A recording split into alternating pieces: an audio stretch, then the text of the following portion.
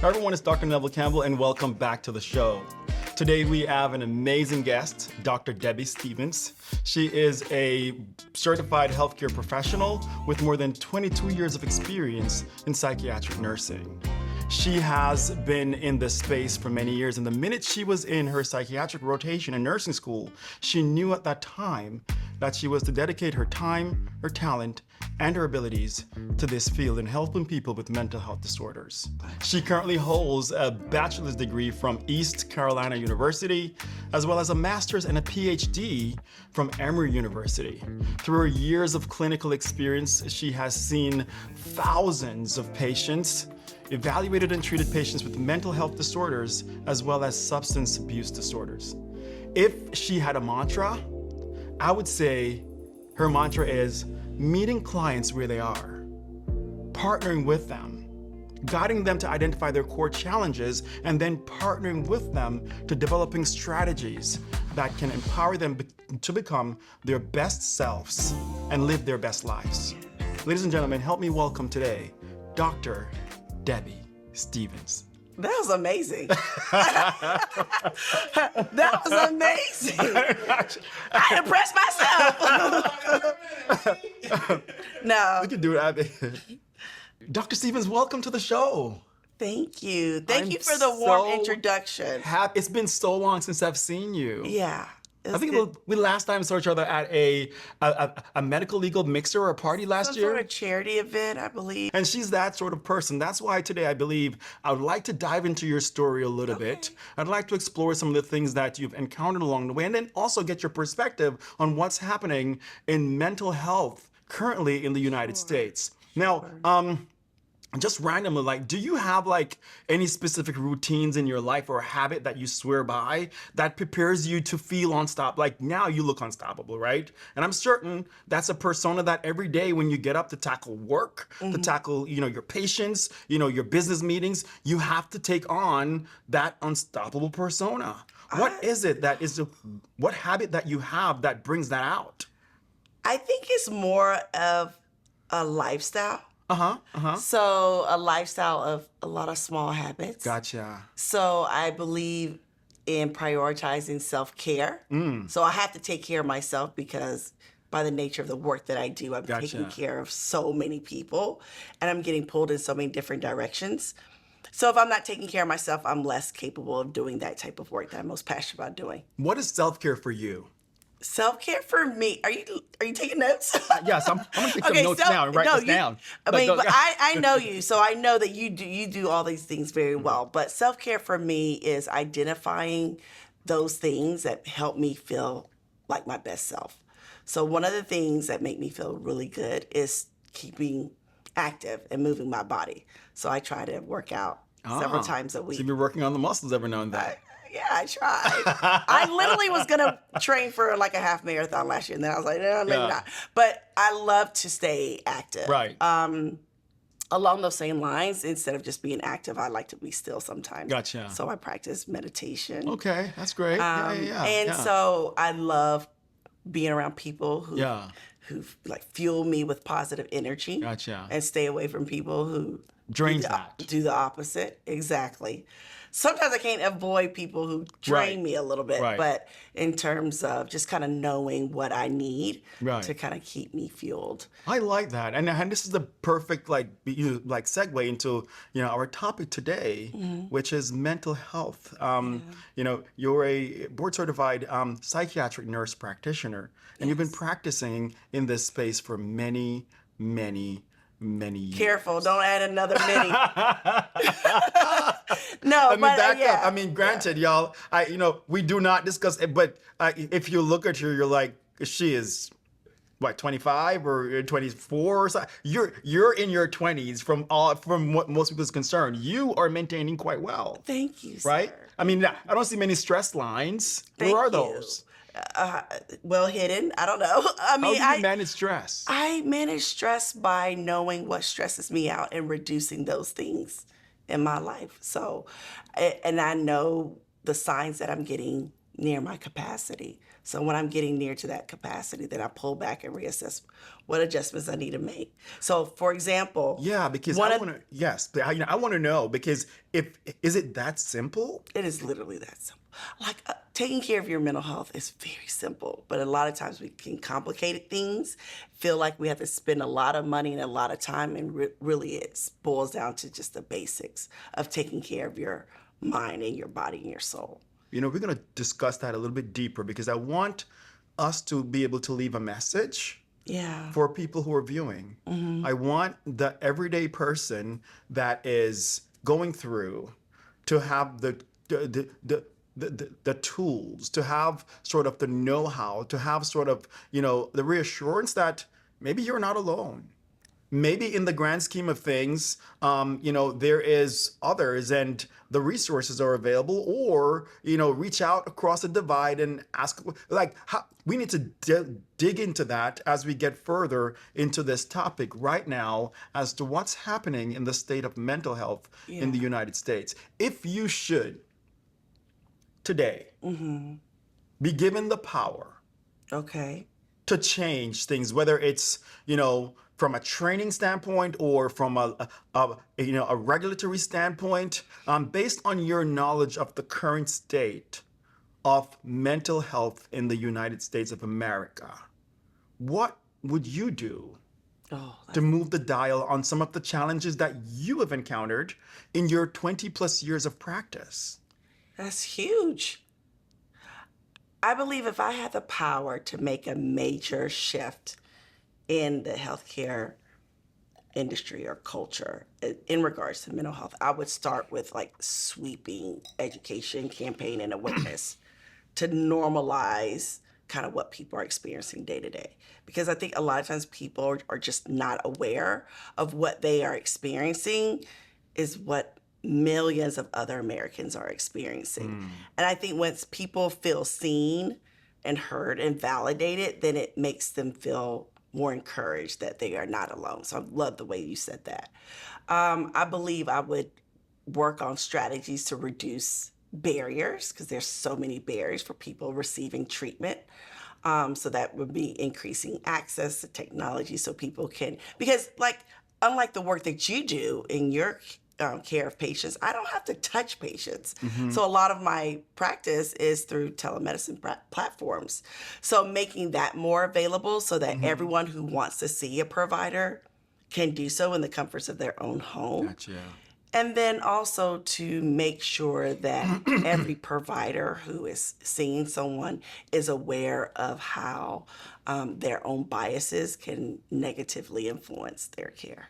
That's a loaded, Yeah. so loaded. That's a right whole there. nother episode. And I'm going to touch on this. I'm going to scratch on a few things here because you mentioned access. Yeah. Right. There is a mental health professional shortage. Sure. In the United States currently, correct? Yes. Is from the last time I checked, there was a shortage, and there is, limitations in terms of access to care depending on where people are living, where they're staying, and even some people in, populated metropolitan areas still are having trouble accessing quality psychiatric care. Yeah. Let's talk briefly about what we're seeing or what you have heard or seen in some of the inner city areas where we have not just crime that are rampant, but we have suicidal rates, we have depression rates, we have anxiety, right? And if we're going to be honest, a lot of the people that I saw when I was in training going for some of these services were people of color. Yeah. Not having, even living in areas where there's so many professionals that provide these services, they don't have proper access. Is that something that is present here in Georgia? Because I saw this in New York, I saw this in Las Vegas. Have you encountered this? Yeah, this is prevalent across the entire United States. What are we doing about this? We're trying. Like right now, I'm currently serving on the city of Atlanta. The mayor has an advisory council for mental health initiatives. And so there are some city officials and leaders who are aware of that these are real problems that are affecting real lives, and gathering people of like minds and hearts to come up with solutions and strategies. I worked at Mercy Care, and I don't know if you're familiar with Mercy Care, but it's like a not-for-profit organization. And founded by the Sisters of Mercy back in, I think, the early 1900s. And so their mission is to serve the underprivileged, unhoused residents. And I worked 8 years in a shelter-based clinic. Like it was the old jail off of Pryor Street. So I always joke, like I would wear my red bottoms and have to literally like step over people sometimes because people are literally sleeping on the sidewalks. Yeah. And so you're right in that there is a disproportionate number of people of color experiencing these type of living conditions, and that goes back to centuries, of segregation and discrimination, legalized discrimination, redlining, that where people just did not have access. Again, going back to opportunities to quality education. So just because you and I have, somehow made it, to get good education and opportunities, that's not necessarily true for everyone. And so when you start limiting access, limiting financial security, then you have food insecurity. So people are just surviving. So then you may have more violence. So when you have more violence, then you're gonna have more trauma. Right. You have more trauma, you have more substance use and abuse to cope with. And broken homes. Depression, anxiety, right? Broken homes. We're not, mass incarceration. So these are large sociological phenomenons that are directly impacting every individual in that particular community. Wow. So it's really important that people like us are available so that people feel like I can see someone who looks like me, who knows me, who can take care of me, and who I can trust. Wow. Yeah. Thank So you it's very for important this. work. Very important work. There's a lot of talk right now, current news about DEI, Yes. right? Diversity, equity, and inclusion. You just also mentioned that people are more likely to open up or feel more comfortable going to a provider that looks like them. I can't help but wonder, in our current system, how many African American or of African descent providers are there representing the volume of patients, in these inner city areas available for them to see them. Who are they being seen by? Are they being seen by us, or are they being seen by others? And could that be impacting the care delivery model that we currently have? I think you hinted at it just now. Yes. I think those are great questions. We make up, African Americans make up about 5% of mental health professionals. 5%. So, the likelihood of them seeing someone who looks like them is small. 5%. 5%.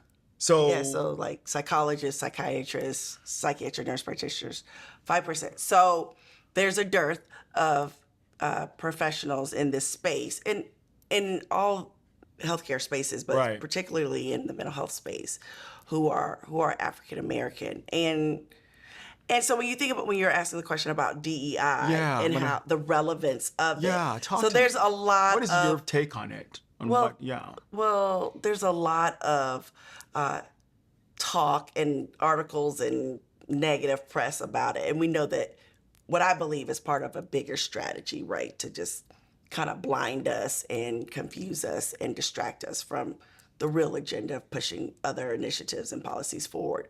However, we know there's just so much science and research to support the importance of, affirmative action, and then these policies to make access to education and services equitable for all people because of the legacy of slavery and segregation. So you can't deny that. You can't deny how when you open up access and people of color are able to get education and enter into professions, that it benefits all Americans, not Right. just Black Right. Americans. Right. So you can't argue. I mean, no matter what leaders What the narrative is. what the narrative is, you can't The argue science, the against data science. is still there. Yeah, I mean, and I love to quote studies that, like, there have been studies to show the disparate outcomes of when people are treated by providers who look like them versus their When not. when not. Right. Like, there's fewer minutes spent, there are fewer words spoken. The treatment recommendations are very different. So there is unfair treatment in the healthcare space, in a lot of spaces, but particularly in the healthcare space. And there's so much documentation to support that. I thought medicine was blind to Yeah, color. I wish. No, that's not the case. There's very few things in America that we're blind to. Wow. Yeah. This is the reality. Not that we can't talk about it. I think, one of the main things is to continue the discussion. We can stay silent or we can speak on it. Yeah. I think the important thing right now is to keep the dialogue going. Absolutely. Whatever is being suppressed, we should be, the ones protecting the suppression, because the agenda is likely to suppress this to the point where generations to come, it's no longer being thought about. And then the new norm takes over, which would be an unfortunate position for our kids and our grandkids. Yeah. So we have to continue this narrative. Absolutely. Let people know that, and this is not to digress, but we need more mental health professionals. We need more people like yourself who are actively involved. You just mentioned that you were involved. And I think that's where I blame some of us as providers too, because we want change, but we're not willing to be a part of the change that we want to see. When committees are created, when action item, meetings are called, we shy away from being a part of these, but we want to see the change. I love for you that you're involved in a space where at least you're engaging in the discussion. And that's what I'd like to see from more of us who are, from a provider standpoint. We understand what's going on. We understand the disparity. We understand the need. We understand the incidences of depression, of anxiety, of PTSD and suicide in our community, but yet still we see it as it's not a my issue. It's going to be figured out. No, we have to get involved. If we don't get involved and take this more seriously, then the change that we're looking to see, we will not. And hence, we are still a part of the problem because we haven't initiated what it would look like to constitute what a solution would be. So by non-action, we are a part of the problem in that case. And I'm really hoping that, any of our providers who are watching or hearing or seeing this, get involved. That is my message to you all. Get involved. Get involved, share your story, let people know what you think is happening, and then, keep that discussion going. As I reflect on sort of, where things have come from when I started in healthcare till now, I know that there's a lot of challenges that I encountered along the way, even as a African American or African Caribbean, man who's trying to navigate his way through a system that is not necessarily designed for me, but I have to figure it out. Several compromises that I had to make along the way in order to achieve sort of my ultimate goal of where I am now, which potentially can put me in a position to make some changes. Did you encounter anything along your professional training time period that, one, could have discouraged you from making a choice of choosing this as a profession? Two, how did you navigate around that negativity and got yourself back on track? And last question, I know it's loaded. How does that tie into what you started off with, self-care and mental health? I believe my first, our brains have a way of storing negative experiences, in a very solid way. And I don't have a lot of memories from nursing school, but I do have one where a professor I was questioning her about a grade or something that happened in clinical, and I remember her telling me, Debbie, why would you expect an A? Like, you're a good B student. And the way she said it was like she was labeling me, like she had already capped my potential. You're a good B B student. student. Yeah, there's a white professor. And I went back and thought about it, and I was like, I don't like the way she made me feel. Like, I don't like, even if she wanted to encourage me to do better, or she could have found other words. There are different ways to encourage people. There's different ways, especially when you think about the power dynamic, the racial dynamic that's at play. And I remember going back to her. I must have been like a sophomore, junior in college, 19 years old, 20 years old. And I remember going back to her and telling her, I'm not just a B student. Like, you were wrong for telling me that. Like, I know I had the potential to be. I may not have earned an A in this class, but I'm not a B student. Right. And I think that that ability to advocate for myself and to push back against, powers that be kind of have helped me be successful throughout my life. So I don't recall too many challenges from the system or from the man, over my life. I think most of my challenges come from being a woman and having various responsibilities and roles, like being a wife and a mother and trying to go back to school and full time and work full time and, take care of my kids, and those being the more challenging seasons of life. But just always believing in myself, no matter what anyone else says about me. I think that's kind of carried me to this point. You're looking at me like, what are you thinking? Gentlemen, What are you thinking? I have nothing else to add. Believe in yourself. Capture that.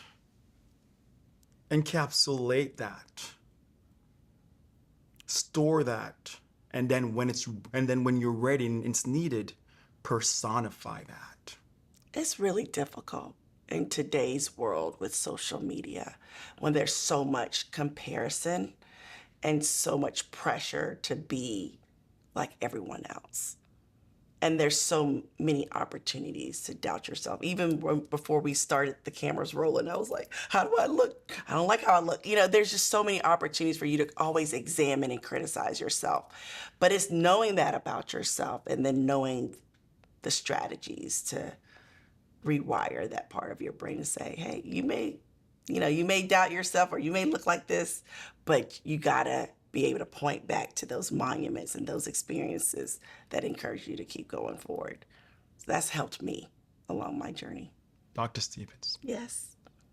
Thank you so much for joining us. Thank you for joining us. I feel like we could talk for hours. We could absolutely go on forever. Yeah. This is just such a great, inspiring, and enlightening conversation. I definitely want to have you back at a later date in the future to explore some of what you just talked about, which I'm intrigued, right? You're a wife, a mother, right? You're going back to school, you're working, you're navigating all of these different domains. It's not a simple feat at all, but you've been able to navigate through that. Yeah. And here you are right now. I'm interested in understanding the how. What made you do all of this? What kept you going? But we'll save it for another time. Oh, I was getting ready to answer the question. We will say, you're gonna have to. If you're enjoying these conversations, my friends, if you enjoy the one today and the others and want to hear more, please like and subscribe. Until next time, Dr. Neville Campbell.